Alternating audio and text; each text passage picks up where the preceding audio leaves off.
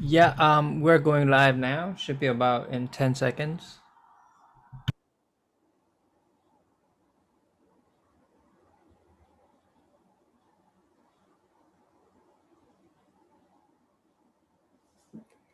Okay, we're live. Welcome to Anselmo Academy of Music and the Arts YouTube channel. We hope that you're enjoying your summer and having a little time off. And sending you greetings from New York City. Hi. This is our new broadcast series we have created called Young Talents of New York. And this is our second episode. If you missed our first episode that was featured live on June 27, please go to our YouTube channel and you can watch it at any time. Um, as I said, season two, episode two, it occurred to me that this is kind of like Netflix series, and I've been hooked on Netflix as of lately. Can you tell?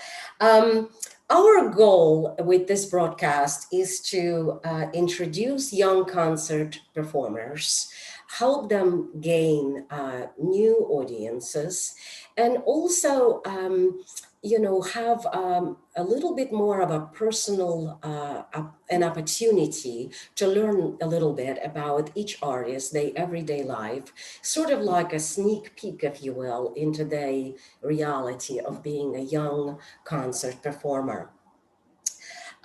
Through my 20 plus years of being an ambassador for music education in New York City, I have firsthand have seen tremendous impact that music education provides to especially young children, whether they plan on becoming professionals, or at least they strive to become professionals, or they simply want to take a music class here and there. I find that this particular platform that we created of meeting young artists at a live broadcast like this is a great opportunity for not only students and parents, but also music enthusiasts from anywhere around the world. These are truly multi talented performers you're about to meet. Take a look for yourself. Tiffany Tsui, age 14, is a concert violinist and a professional ballet dancer. Tiffany, can you say hi? Hi there. Thank you for having me. Of course, welcome. Um, Tiffany is a top prize winner of multiple violin competitions, having performances at Weill Hall at Carnegie Hall, Merking Hall, and Steinway Hall.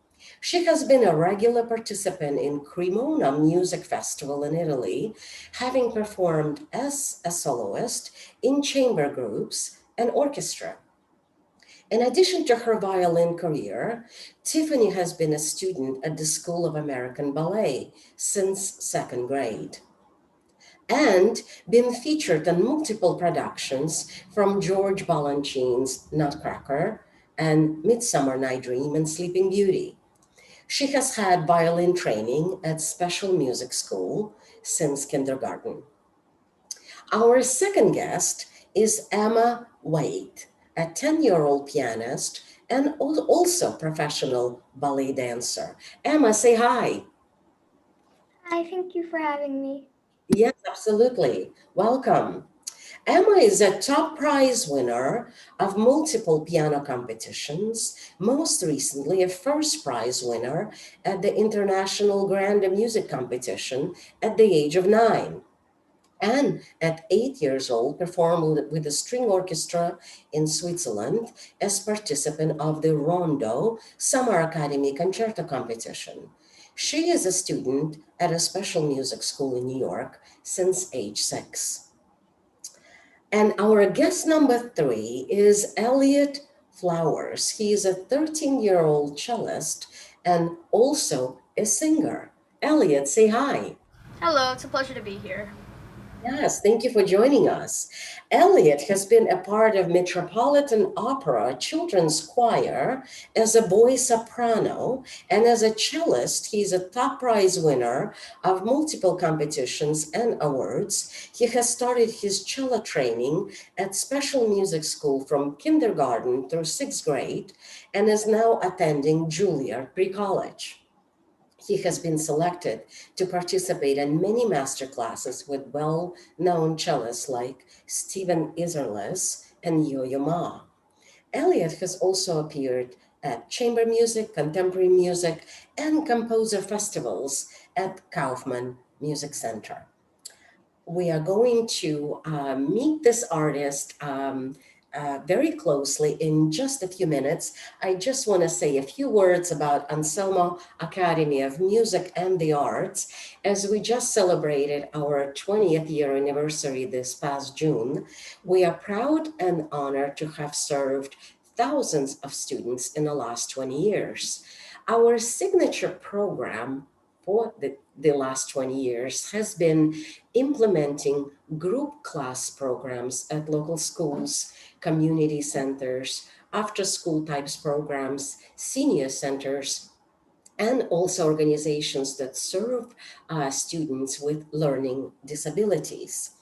Um, in the first 19 years of our academy, we have primarily only offered piano and general music. But since 2019, we have expanded. So in addition to piano, we added violin, guitar, voice, musical theater and acting, drums, saxophone, recorder, flute, clarinet, music theory, a Disney class, an early childhood education class, and a composition and improvisation class. We encourage you to subscribe to our YouTube channel so you can stay connected and see our not just broadcasts like we have once a month, but also educational videos that we've put out periodically. We also wanted to invite all of you to subscribe to our newsletter, and we prepared a very short video so you see where to subscribe to our newsletter at our website. Can we please play it?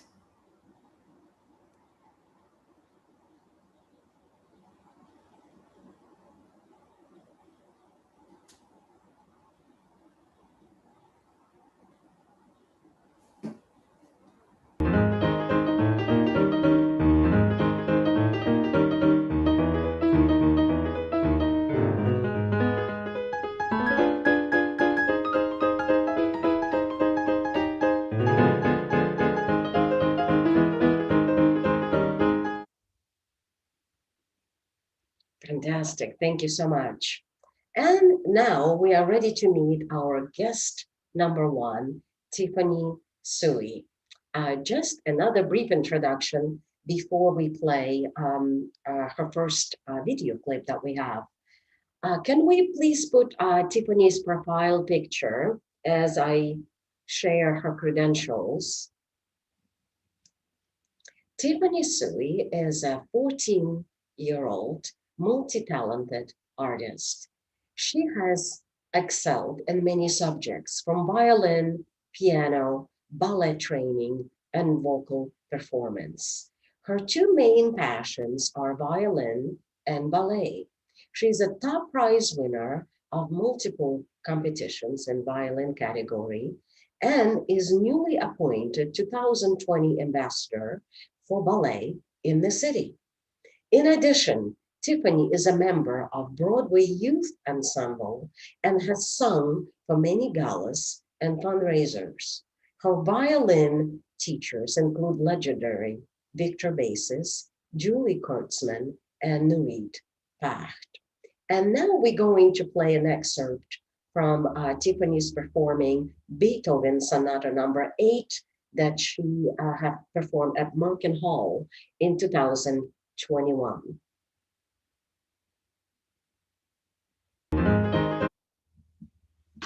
Not that one.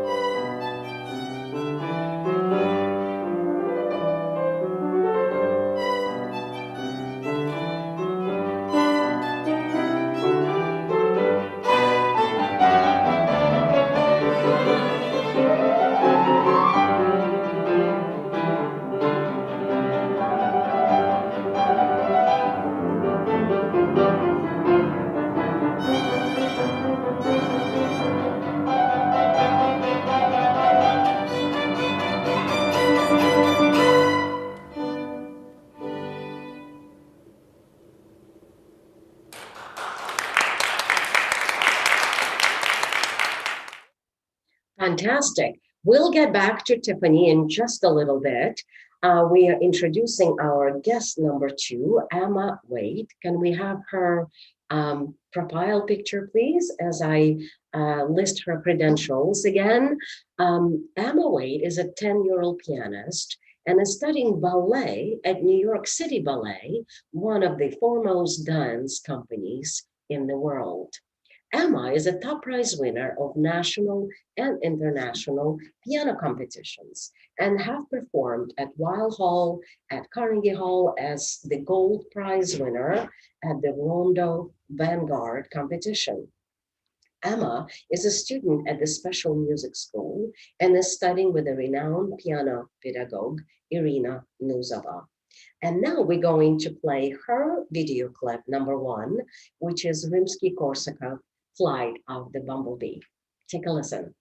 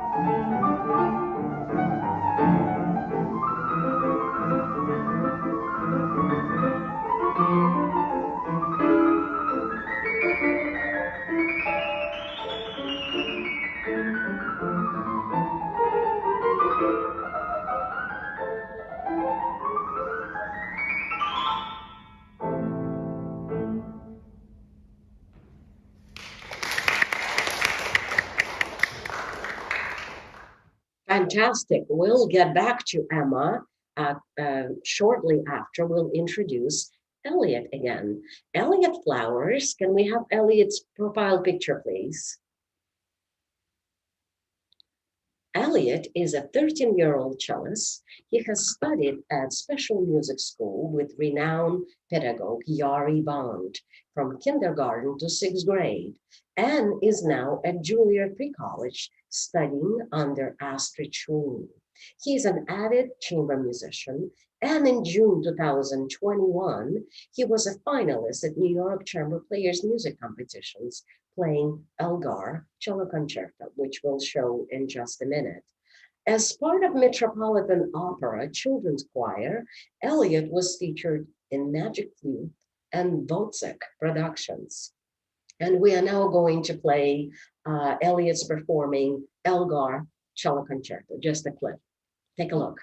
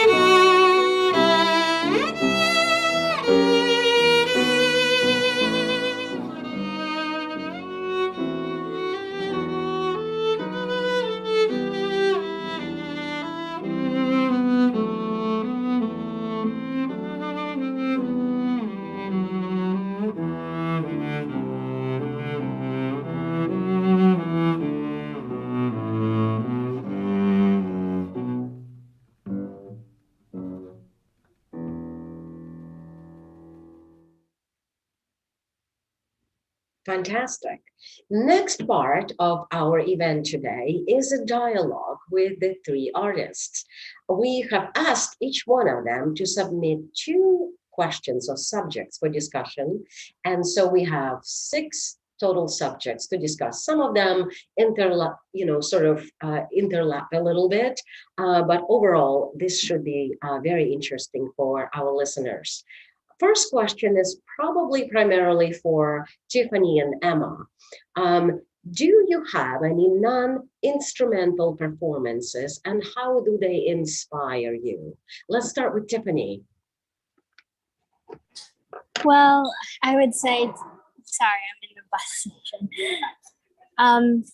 I would say that, and I know as Emma does as well, dancing really inspires me, especially when you dance to the music, because you can't have one without the other. You can only dance to music. So that is really inspiring to me. And when I play violin, I think about dancing to the music as well. And when I dance, I think about the music. So it's all just interlocked. Wonderful. Emma, you go ahead. Yeah, like Tiffany said, you really, in ballet, you really dance to the music. And when I did the Nutcracker, I was an angel, and that's the first part of the second act. And the curtain opens and the music starts, and you really think, wow, it's really amazing because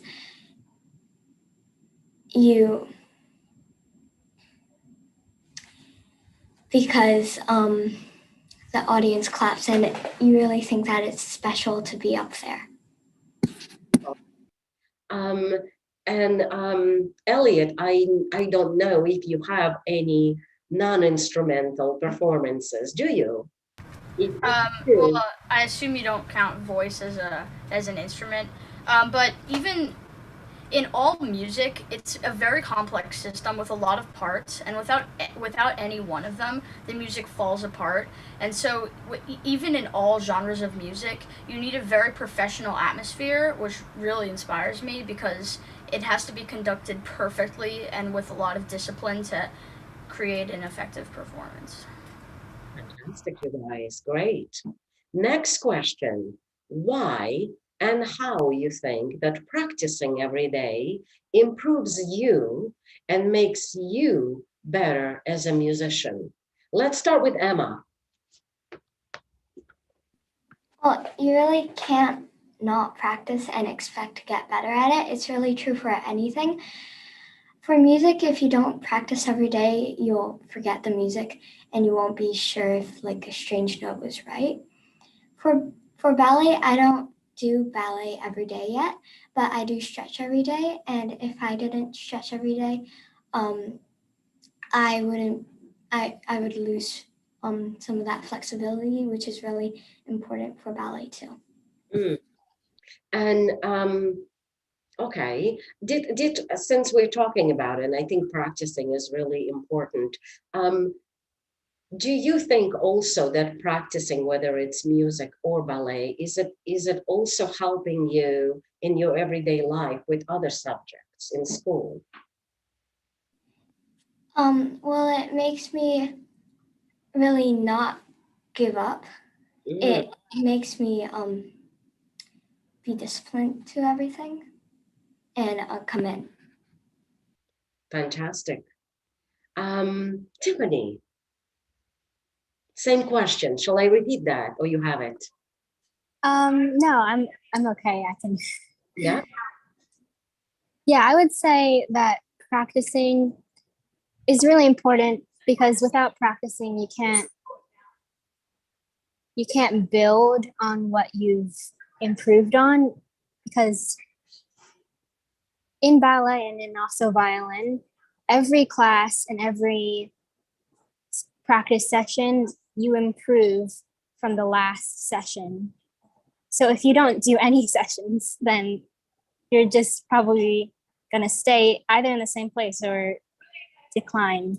So Very well. And so also, since we're talking about practicing, sometimes you don't feel like practicing, right? And so what do you do? Yeah, you. well, I just think about, sorry. No problem, go ahead. I think about how beneficial it is and how privileged I am to be able to do this physical thing in the first place. And that really helps me remember why I do it. Amazing. Eliot. I think the importance of practicing daily is really in the routine that it makes for you. So every day you have no hesitation, you go and practice. And the thing is, if you don't practice every day, it doesn't really make an impression on you. But when you do, it makes it really fun because, as Tiffany said, every practice session you improve. But you also make new discoveries about your music, about the way you like to play, maybe about a tip that a teacher suggested to you. And so it just makes it part of your daily life, like breathing. And Amazingly, well said. Can you repeat that? Like breathing. yeah, it's like breathing. You do it every day without even without even having to remind yourself, so that it just becomes part of your life, just getting better. Fantastic, you guys. Next question. How did your experience in one art form affect other art forms? We sort of already talked about it, but since you guys wanted to talk about this particular subject, let's talk about it again. So, Emma. Well, my piano really affects my ballet because you literally have to dance to the music and you need to listen to it. And right now in my ballet, the rhythm is getting more complex. And if I didn't play piano, I don't think I would have the same confidence in my movement and in my rhythm as I do now. Fantastic. Makes a lot of sense. Eliot. I mean, so though voice and cello don't seem very correlated, it actually really is. For instance, in singing, a crucial part of the singing, obviously, is the line that you take in your singing. And so if I'm having trouble with a phrase or even with a technical concept, you can try to, both Yari and Astrid have asked me before to sing the phrase so that I can find because in singing I naturally just find ways to get around phrases, and I can translate that to how I play my cello, so it helps me get through obstacles that may not be so clear when you're playing a physical instrument. Fantastic. Tiffany. I completely agree with what Emma and Eliot have said, especially with Emma. When I dance the music, and I feel like the phrase of music aligns with the phrase of dance. So if you already have the music naturally in you, then the parallel line comes easily. And even things like, plie on a downbeat or plie on an upbeat come naturally to me compared to maybe some other students who haven't had the music background that I have. Sure. Great. Let's move on to the next question. Question number 4. What did you think of performing in big theaters at such a young age? Let's start with Eliot. As Vera mentioned earlier, I was in the Metropolitan Opera's children's chorus as a voice soprano, and one of my first productions there was Die Zauberflöte, which is the magic flute in German. And the first scene, there are 3 spirits, and they guide the main characters on their journey. You get raised up in a mechanical bird, about 30 feet above the stage. And on opening night, it was my first performance ever. I was shaking with nerves, partly because of the height, and partly just because I was being expected to perform, and there were 4,000 people out there in the opera house. But it also made me proud because I realized that a lot of people were counting on me to make a good performance, and that I was being expected to behave professionally and be reliable in my performance, even at such a young age. So I think that it shows me that age really doesn't matter. It's the only limit is the limit of your willpower and your bravery. Fantastic. Tiffany. Yeah, I agree with what Eliot said. I feel like what I got out of it is probably the thing that made the biggest impression on me was the expectation to be professional and be almost a part of the company, because you're expected to know what to do and to perform like the company. And that was exciting, but also very nerve wracking. And the ability to be able to do that at a young age was just so amazing. And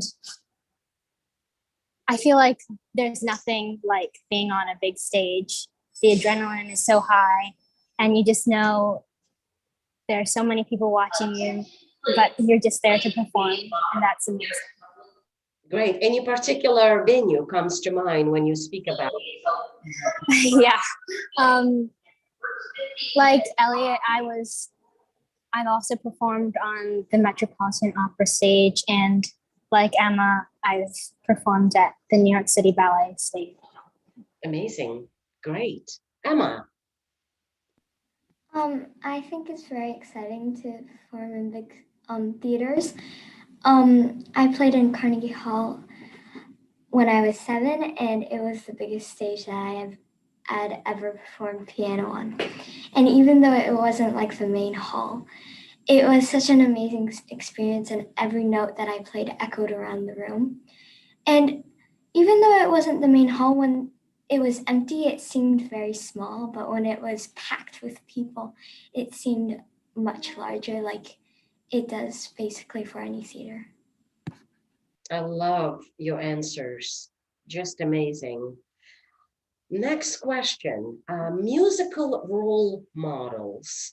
Who has inspired you in your music making and why? Eliot.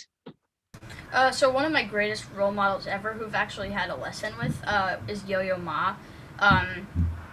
It astounds me, well, it amazes me, how he can have such great ability and yet be so humble and care about and be such a humanitarian. He's conducted, he's working on projects, the Bach project, where he plays the Bach suites in places of global conflict, and I want to be someone who can be really skilled at what you do and yet care so much about how other people are managing. I think he's a wonderful person, and having a lesson with him was just a once in a lifetime experience. Fantastic. Tiffany. I would say my musical role model would be Itzhak Perlman, because he has such like a distinct way of playing where every note is rich and full, and that's something that I could listen to all day. So I aspire to play like him one day. Wonderful. Emma? I am inspired by a lot of people, but one person that really inspires me is my teacher, Irina Nazova. She's been so many incredible places, and sometimes she shares stories with me, which is really cool. And she gives me cool corrections and explains them in ways that I could have never thought of. Yeah, that's really cool. Wonderful. What about any artist, that you listen to as far as performers? Anyone inspires you that you want to be like? Someone that really inspires me is Yu Zhuang, because she plays like it's the easiest thing in the world, and she plays with such ease, and she's been in so many places, and it's really cool it will be really cool to be someone like that. Amazing. Great inspiration. And the last question, how working in different musical modalities like voice and instruments affects one appreciation for music?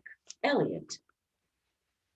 I mean, so again, with voice and cello, they're extremely different. Opera is more in the grand scheme of things. You've got costumes, you've got set design, you've got singing, you've got orchestra pit, and you've got all the technology. And cello is complicated. There's all the science and the physical stuff, but it's a little more basic.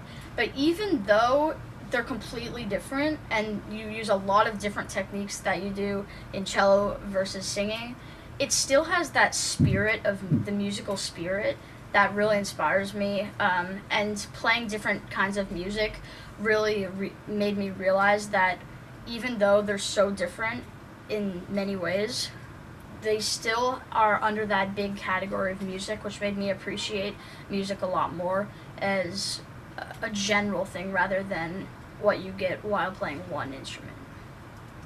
Fantastic. Tiffany. Sorry, could you repeat the question? Sure. How working in different musical modalities like voice or instruments or any other musical subjects that you aspire to affects one's appreciation for music? It's the last Okay. Yeah, no, I agree with what Eliot said. The whole umbrella of music, they're all connected and they all invoke this like feeling inside of you that is completely unique. And I feel like whether it be voice, piano, violin, or maybe even dancing to the music, it's all connected and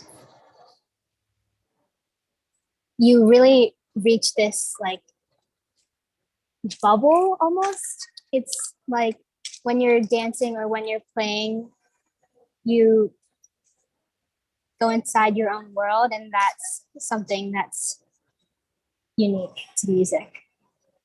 Fantastic. Emma. Well, in ballet class, the pianist wasn't there for like 20 minutes because they needed to find a substitute for when the pianist was absent. And my teacher clapped the rhythm. Usually I kind of took the music for granted because it was always there. But that made me appreciate the music even more because I didn't know how much I relied while dancing to it until then. Wonderful. Thank you so much. So this is the end of our dialogue part.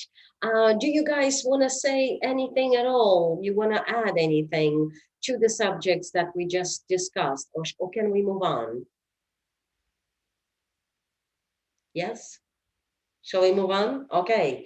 We are going back to Tiffany Tsui, and we're going to hear her story, hear her talk about her, beginning of her musical career and her ballet performance.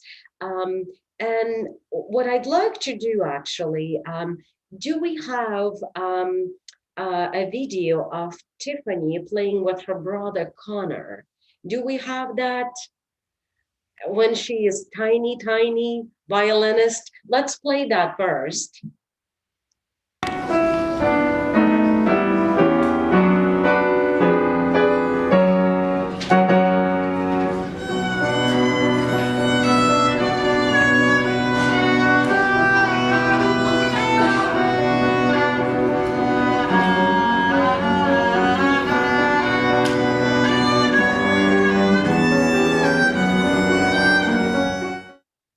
Excellent. And what we also like to do, we're going to have a picture slide, meaning we put your pictures kind of in a row. And as we show them, Tiffany, we'd like for you to talk about where you were and in a few words about each photograph. Let's begin.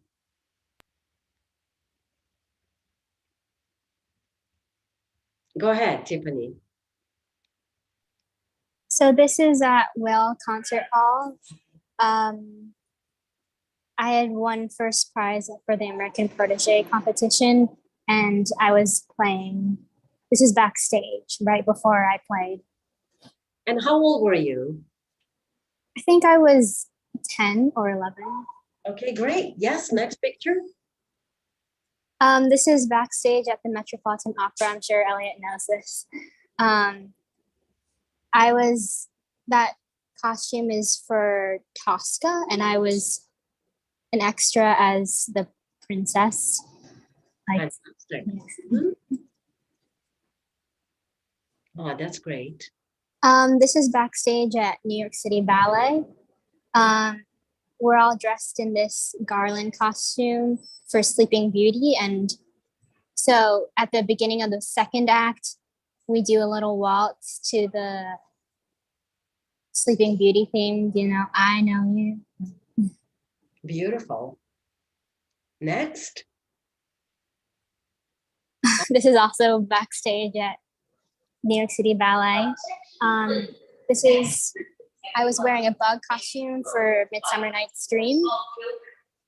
And I think this is a year before Garland Dance. You look very young. How old do you think you are? Probably 10 or 11 at this, probably the same age. Yeah. Yeah. Next. Oh, great. This is the same production, and these are all the girls that were in the production with me. Next. This is backstage at the Nutcracker. Right behind me is the door to the dressing room. So we're just coming out of the dressing room and going on stage.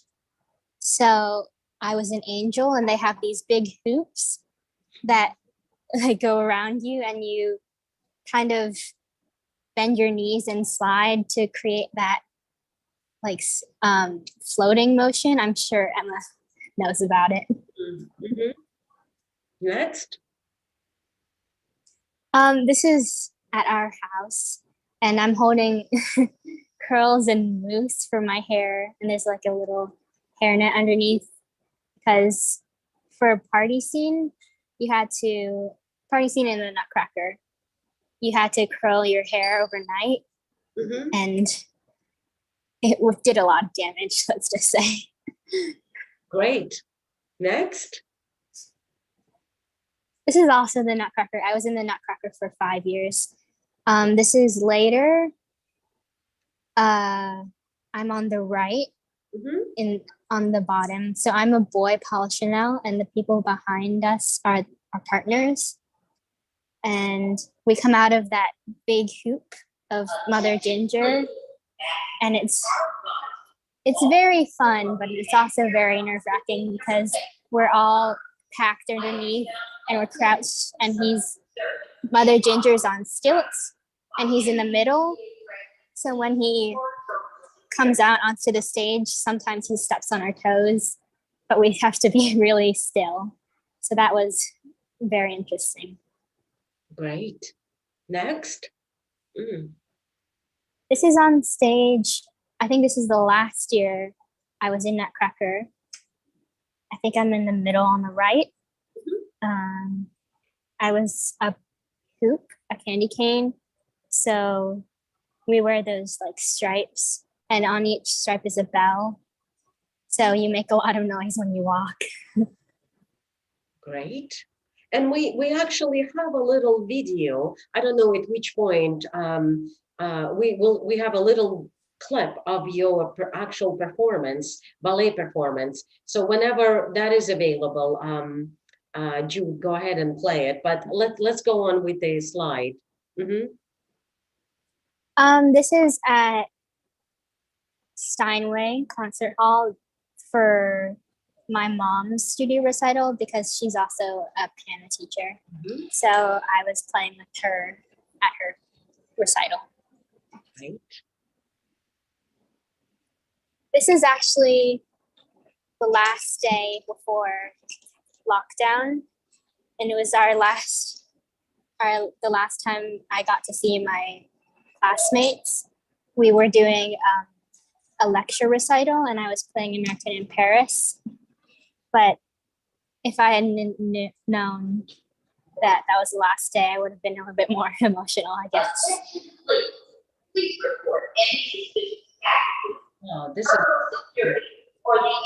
this is in Waite, Austria, and they have this like canal of graffiti where all these incredible artists just do their graffiti along the walls. It was really amazing to see. Beautiful.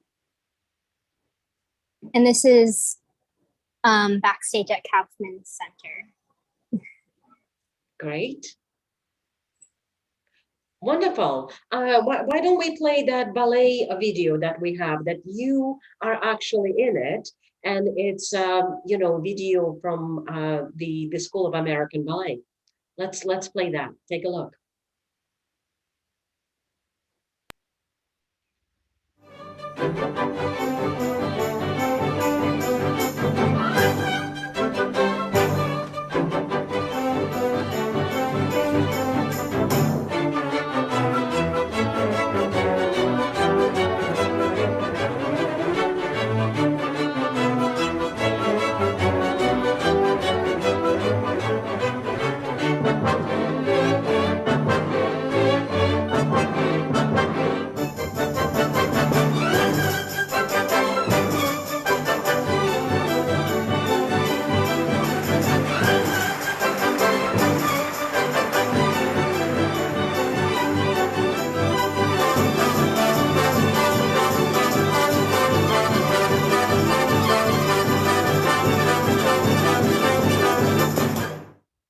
Fantastic.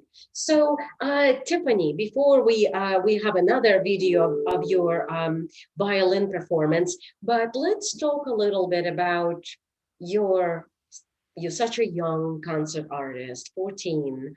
As I said earlier in the broadcast, this is first time we are interviewing such young performers. So when I interviewed you privately before the show, you said that if you could pursue both, meaning violin and ballet, you'd like to do that. Tell us all, so how did it all begin? What did you start first? Was it violin or ballet? How did it all come about? It was so long ago. I think I started violin first. Yeah. At the Kaufman Center, and then my mom put me in ballet classes at the Kaufman Center because I was taking an interest in dance. Like my brother would have, I remember this really clearly for some reason. My brother had like a National Dance Institute performance that was affiliated with a special music school. And I went along, and there was this one dance that really intrigued me. It was kind of like a bug dance or something, like about spiders, but for some reason it really interested me. And I remember I couldn't even like communicate to my parents that I liked it so much I wanted to see it again. Great. And so we hope, of course, that you pursue both. That would be amazing if you can be a professional. So you definitely think that music and ballet will be prime career platforms in your life, at least at this stage. Yes. Yeah. Fantastic. Anything else that you'd like to say to our, you know, whether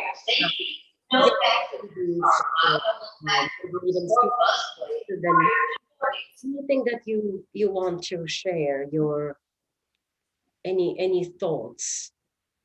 I would say don't be afraid to pursue what you're passionate about, because there's honestly no pressure for you to be the absolute best at what you do, because even if you're just enjoying it and doing it for the fun of it, that's enough. Unbelievable. That is so Amazing what you just said. Thank you so much, Tiffany. We're going to close Tiffany's story with another video clip that we have, which is the Romanza Andaluza by Pablo de Sarasate.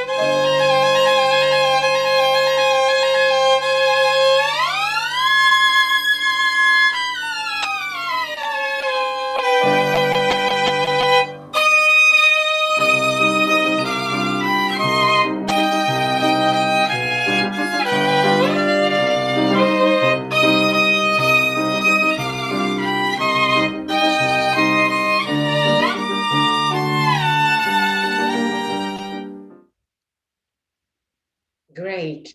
Thank you so much, Tiffany, for joining us today. It's a true honor to meet you and hear your story and your great communication skills that you are able to really let us all see who you are. That is really remarkable. Thank you so much. We're moving Thank on. you.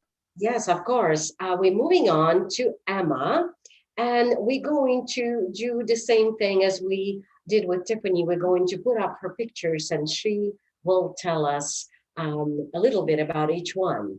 Let's do that.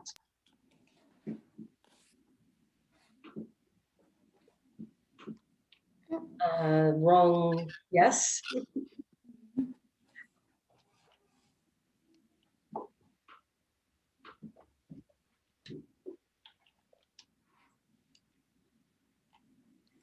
Go ahead, Emma. I don't think I was even one. I was maybe one. I am in this picture, I'm in Japan with my grandpa. This was probably my first time touching a real piano. Wonderful. Anyone else? Oh, wait. Anyone else in your family plays like your grandpa? No? No, he plays a little jazz, Oh, okay. but not professionally. Okay, great.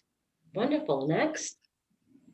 This is my first lesson with my teacher, Irina Nazova, at Kalfa Music Center, Beautiful. special music school. Yeah, I love that picture. So she is teaching you here. What is she teaching you here?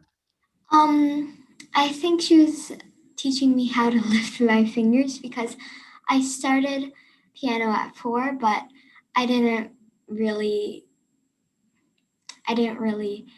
practice that much and professionally really kind of do it until I went to special music school. Okay, next. This is one of my performance classes at the special music school. When you're ready, your teacher can put you in a performance class and the lower grades can come to see the performance, kindergarten to 5th grade. 6th grade to 8th grade, they can't go to the performances because they get dismissed earlier. Sure. And how old were you in this picture? How old? I think I was in 2nd grade. Okay, great. Next. This was I went to a New York Philharmonic performance and they had instrumental tryouts and you could choose some instruments to play and I chose one of them as a harp. Yeah, I see. This is Lincoln Center. Mhm. Yes. Great. So you were given like a little mini lesson on harp. Well, you could try it and it was so different from playing a piano. I was really surprised of how the strings felt. Wonderful. Okay. It was the same performance and I also tried the violin. I was surprised how squeaky it sounded because every video I see they produce such a beautiful note. Not as easy as it sounds, right? Yeah. Yeah. Next. This is after one of my performances at Carnegie Hall with my teacher and some of her other students. Beautiful picture. This was a music camp in Switzerland and they had a concerto competition there. I was lucky enough to be able to perform with an orchestra and it was my first time playing with one. Were you 8 years old, right? I think I remember from reading your biography. Okay. How did it feel to play with orchestra at such a young age?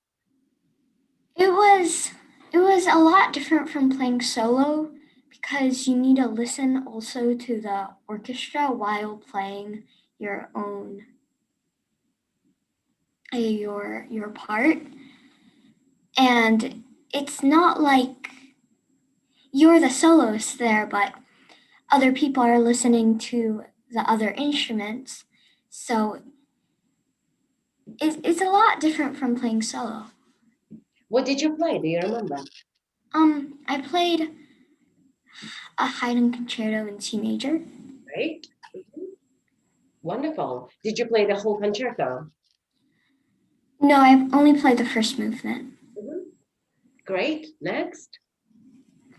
This is backstage of the Nutcracker. And I think it was opening night because I look more tense. And the parents are only allowed in the first and last weeks of the performances.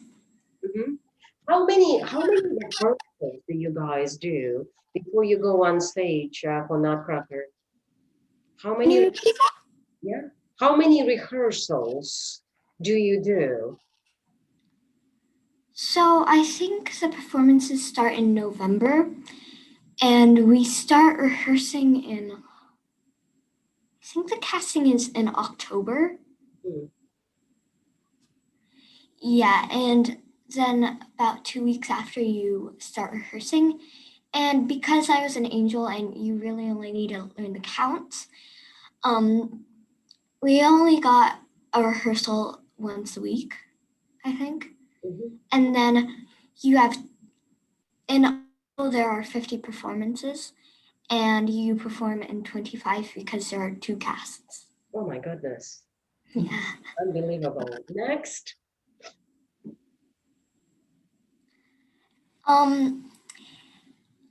So this is one of my performances probably, and the costume is very heavy because, like Tiffany said, the hoop is at the bottom of the skirt.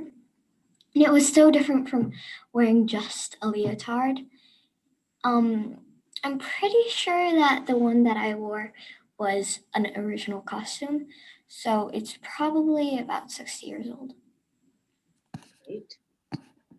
Next. This is when I did everything at home during quarantine. I was taking a ballet class in this picture. We couldn't go to the dance studio, so our teachers gave us class over Zoom, and I was very glad to get class. Great. During quarantine, my teacher and I recorded a concerto. It was at California Music Center. It was for a fundraiser. They called it a palooza. Great. What concerto was it? It was another high-end concerto, but it was definitely different from the one that I played in Switzerland. Wonderful. Next. We go to the studio a lot. We use the studio for juries, just regular recordings and competitions. I was in the middle of one, obviously, and we go there so much that it's kind of like home. Was it recently? So this was before pandemic. This was during the pandemic because before the pandemic you would go to a studio they would have a studio for you to go to for competitions, and you would do the jury live and competitions live, and you didn't really have to record that much. So Great picture. this is at Carnegie Hall when I was 7. It was my first time being out there with all the people in it, so I was surprised how big and grand the place looked, and it was very fancy. There were 3 chandeliers. And I really remember that. I don't know why. It just kind of stuck out to me. So cute. Wait. Can we go back? How old were you and what did you play? Do you remember? Well, you did say you were 7. What did you play? Do you remember? I think I played a Chopin waltz and a Mozart sonata and a Tina.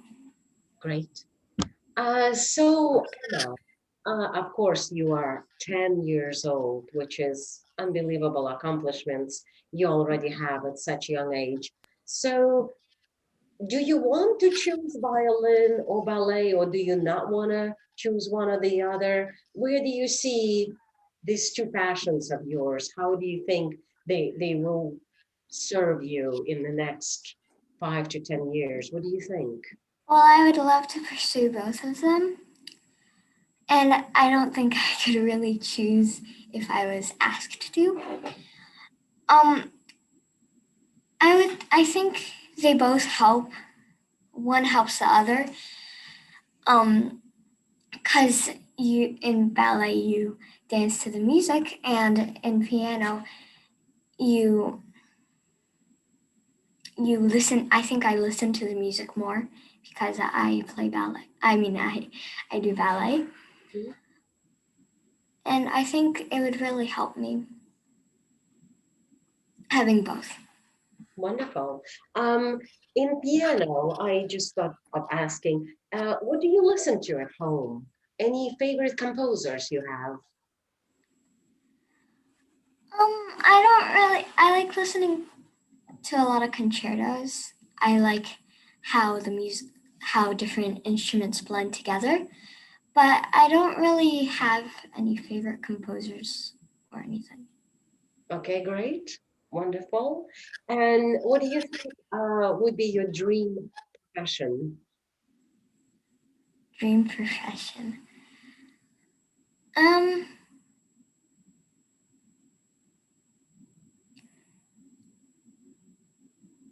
my dream really is to pursue both piano and ballet because in piano you sit still and it teaches you a lot of discipline. And in ballet you move, and I don't think I could do just one because in ballet I kind of use up a lot of energy, and afterwards or before I like concentrating a bit. But if I just did piano, I would want to move around, and I I can't go that long without like getting up and doing something that takes up a lot of energy. So Sounds great. So to close Emma's profile and discussion, we have another video clip to play, which is Tchaikovsky. Take a look from the seasons.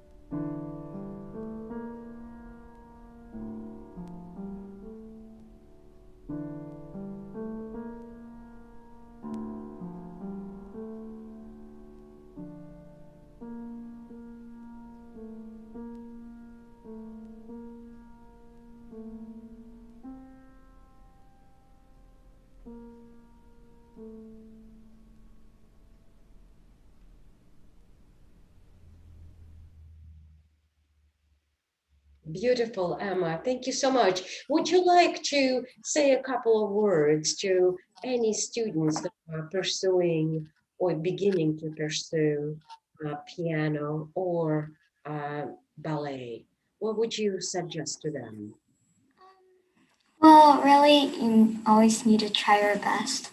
And if you don't, really, what's the point in pursuing ballet or piano or whatever you're doing? Because if you don't put all of your heart or work into it, then I don't think you really like what you're doing. Great. Thank you so much, Emma. It's an honor to meet you and pleasure having you on our broadcast. Thank you.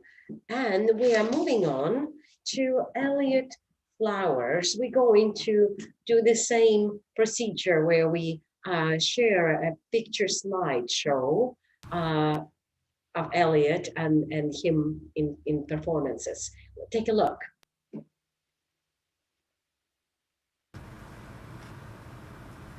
Okay. So so as I told you before, I was in Die Zauberflöte. And this is so we're in 4 scenes in Die Zauberflöte as the boy spirits. This is the second scene of those four, Act 2, Scene 1. And in this scene, Tamino and Papageno, which are the two main characters in this scene, are being tried if they have the ability to keep silent and not talk too much. And we're telling them to be courageous and keep being silent. And we say Tami no moot, and that means be brave. Tami no, yeah. Right. Okay, so this was obviously my master class with Yo-Yo Ma in the Elbphilharmonie in Hamburg. The picture doesn't really show, but out the window there was an amazing view with a lot of buildings and other landmarks. And right in this picture, I was playing Boccherini Sonata. I know it's Boccherini. I think it was a sonata. It was in G major. And yeah. So how did you come about to be in the master class with Yo-Yo Ma? Was it something you just signed up for? Or did your teacher recommended you? How did it come about? Tell us so that other fellow students can learn a little bit about that. Some relations, like partly some people in my family, partly like my teacher a bit, and my mom took me to Hamburg. It kind of, I don't exactly know, but it kind of just fell into place. Like I saw him perform in Hamburg a day before, I believe, and I met him backstage, and it was all uphill from there. It was good. I don't exactly know the details of it, but yeah. Oh, fantastic. Next. Great picture. Yeah, this is just me with my cello. This looks like perhaps it was after or before my Juilliard pre-college audition. I think I know those clothes. And also this is at home in quarantine where I had to record all my repertoire for my audition. Great. Next.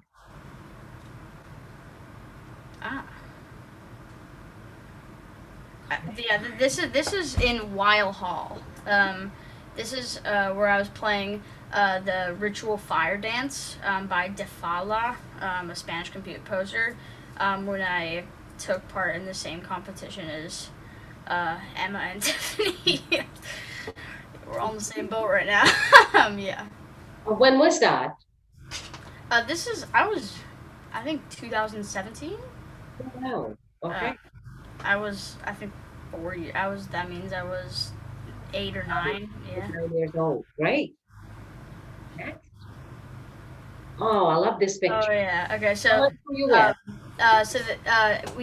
when I was very little, when I was in kindergarten, I had an ensemble with my two friends Joseph and Owen, who are also in the picture, and we had a master class with Stephen Israelis, who came to SMS in person, and this is a picture that we all took with Israelis looking, he looked very happy. And one piece of advice that I remember from that master class was to always look forward and don't get too absorbed in your technique, because that will only distract you further. Great. And to the left, it's your teacher. Yeah, right? that's Yari. Yes, that's Yeah, Yari. that's Gary Bond. Mhm. Okay. And you look like you what, 6? Yeah, I was in kindergarten, so 5 or 6. Yeah. Great. Next. Okay, so this is Mephistopheles. This is another opera I took place in. The masks, we had masks and crowns because we were, spiritual people of the heavens. It looks really cool. It was so uncomfortable. We would go for hours in rehearsals in these, and we would just kill for a minute to take off our mask and just pour water on our face. This is the cast photo. So in every opera there were cast photos like Tiffany showed us. And I don't know remotely which one is me, but it looks like I do remember that the smallest people were on the sides and then it went up to the tallest person, and I was like 4th from the ends because I was really little. Yes. Mhm. Okay, so this is Carmen. Okay, so some of my best friends are in this. The people Yeah. So it's in the Carmen cast. This is the Carmen cast photo. Uh, we were covered in dirt because that's the costume. And I'm second from the left on the front row. In Carmen, we're supposed to be these naughty boys who annoy the guards in the neighborhood.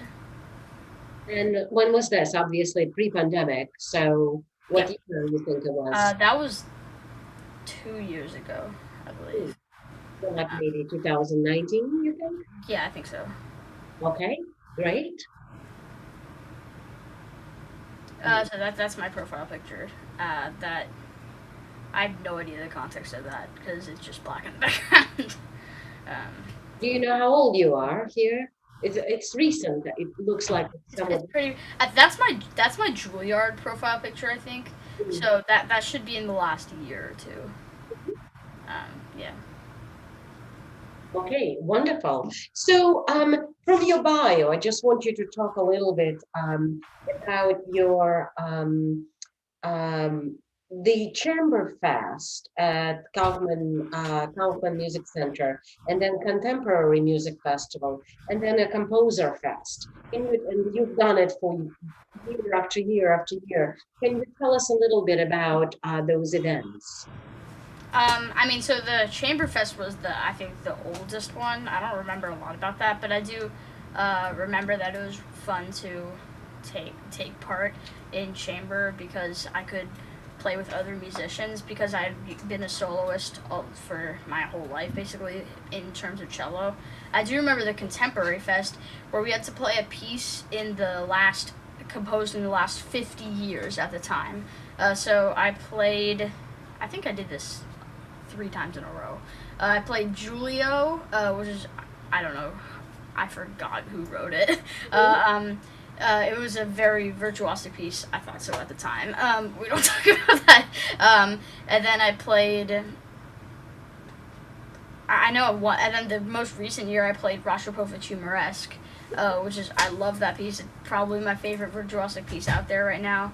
And then in the middle, I think I played. Oh yeah, Solima Lamentatio. It's a piece that you both sing and play simultaneously. That's also a really cool piece. Then the Composer Fest.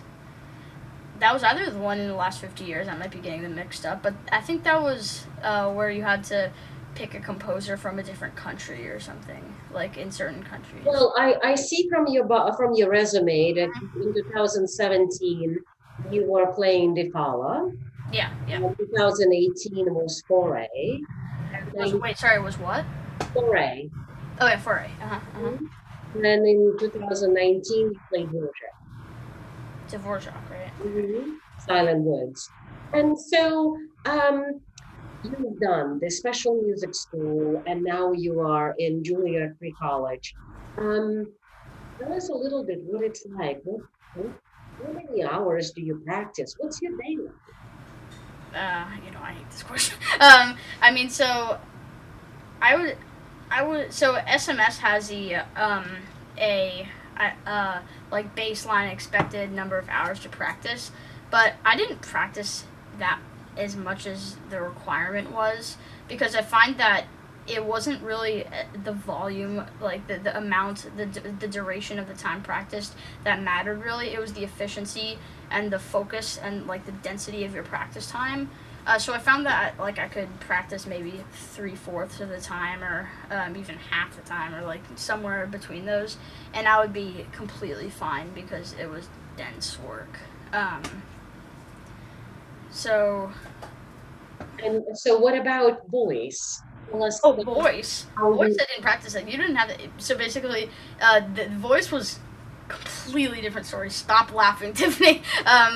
So I was in a bunch of opera productions, and you would have so you basically rose the ranks when you got better and better. Not really the ranks, but you just got promoted until you were in the advanced class. And in the advanced class, it was an hour and a half, 2 days a week.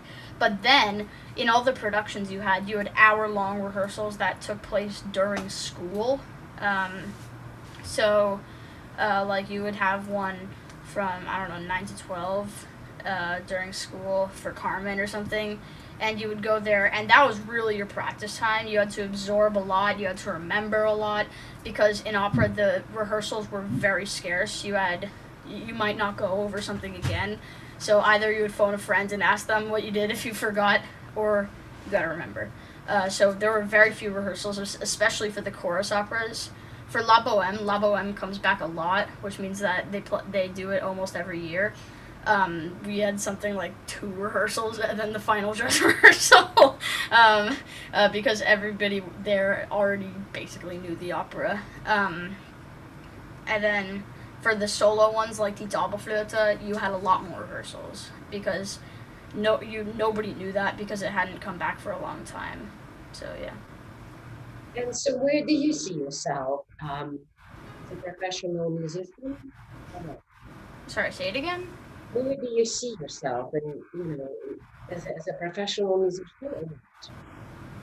I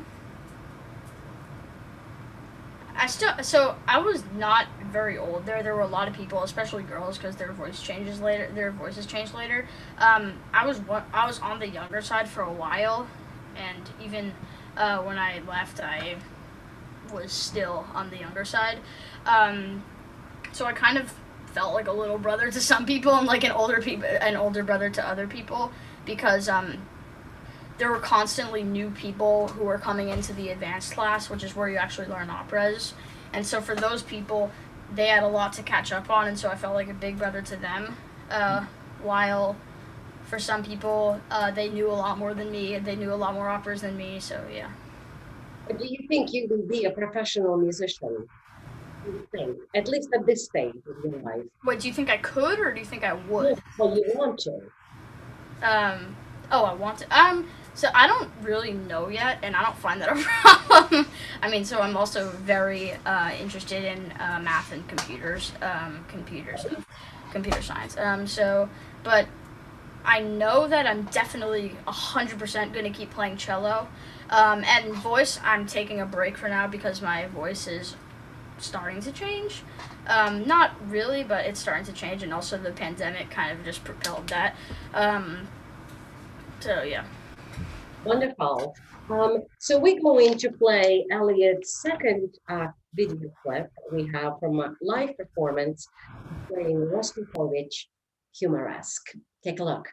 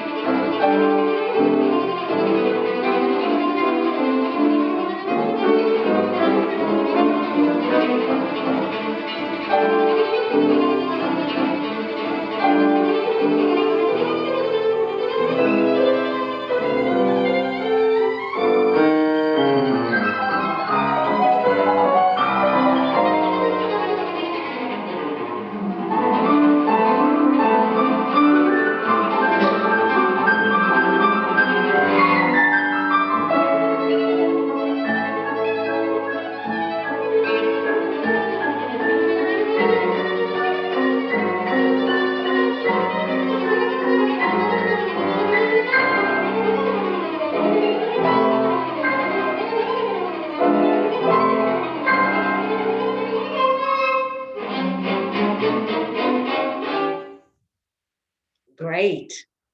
And lastly, Eliot, so what would you, if you had to, speak to young musicians, younger than you, who are just beginning their music studies, what would you recommend to them? I would recommend before diving into an instrument, before diving into repertoire, to really have a foundation, and by that I mean really know your scales and your accidentals and like your key signatures. That was the basis of all this playing. Like, cause when you in especially string instrument, I don't know about piano. Like, I don't know, go have your foot massaged, but I would, but in for string instruments, all the hands positions, there's so much structure involved, and so it really helps if you know your half steps and your whole steps and when to do them, and maybe triads and seventh chords, just some basic theory, to start you off, because then you might develop perfect pitch. There are a lot of perks to it. You really have a concrete hand position when you learn those, etc., etc. So thank you so much, Eliot. It's a pleasure meeting you, and thank you for joining us today. Thanks for having me. Best wishes to all three of you in your pursuit of music, and we certainly hope that you stick to it. And we hope to come to your concerts someday in the near future. Thank you all for watching. We'll see you next time. So long. Thank you. Thank you.